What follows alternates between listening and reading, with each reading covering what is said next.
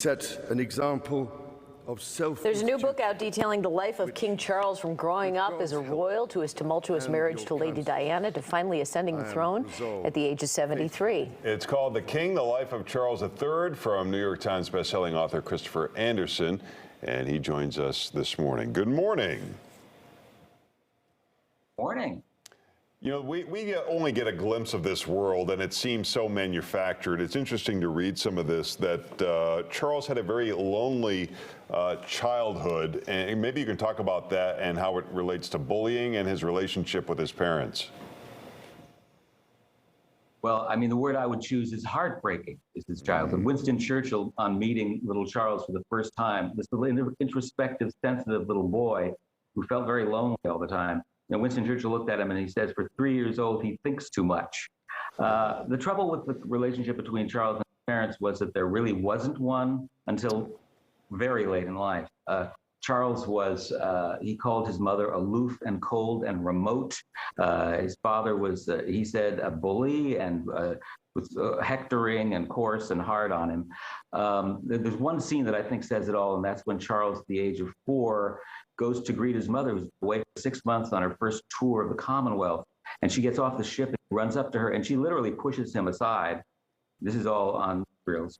And pushes him aside and then greets the adults. And when it's finally his turn, she reaches down. She doesn't hug him. She shakes his hand. And that was the nature of their relationship. Wow. He was close to his nanny. He was close to his nanny, Mabel Andersen. He was close to his Queen mother, but not his mother and father. And I think that shaped him. I think it made him always feel like a loner. They shipped him off to the hardest schools, in the UK, in Scotland. Gordonston, famously Spartan school. And he would write home begging for them to come and retrieve him because he was being beaten by the other students, kicked in the head all night long. He describes this in his letters in great detail, and yet they would never come to his rescue. Talk about how his really left a. Yeah, talk about how his early years impacted his relationship with his sons. He has come out now and said that he really regrets having William and Harry walk behind Diana's casket.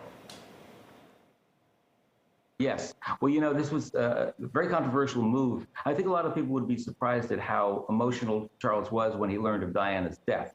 I mean, I interviewed the nurses in the hospital who prepared Diana's body in Paris for put her in the coffin and everything. And Charles comes in, sees her laying there in her coffin for the first time, and it looked as if he'd been struck by an unseen force, is the way that one of the nurses put it. And it looked, he reeled backwards. It looked like Charles was going to faint.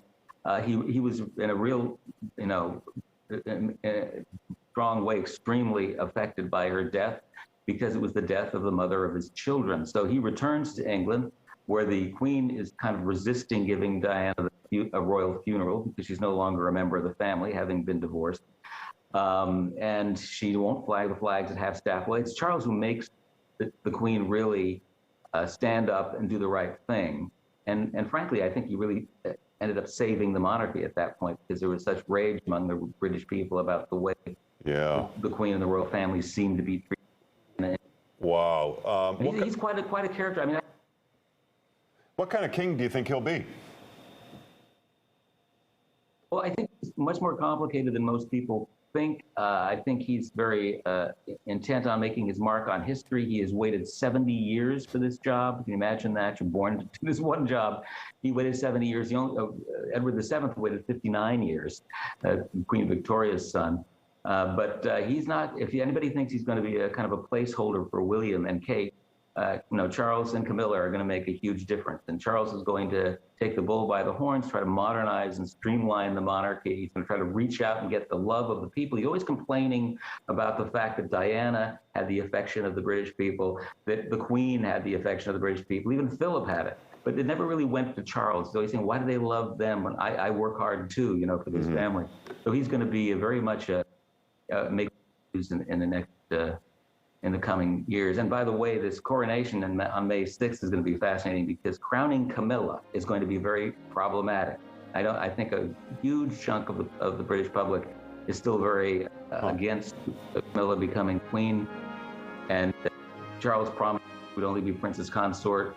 though he kind of reneged on this promise, and we'll see what happens. We'll see what happens. Thank you. Once again, the book is The King, The Life of King Charles III. Christopher Andersen, thank you. Thank you.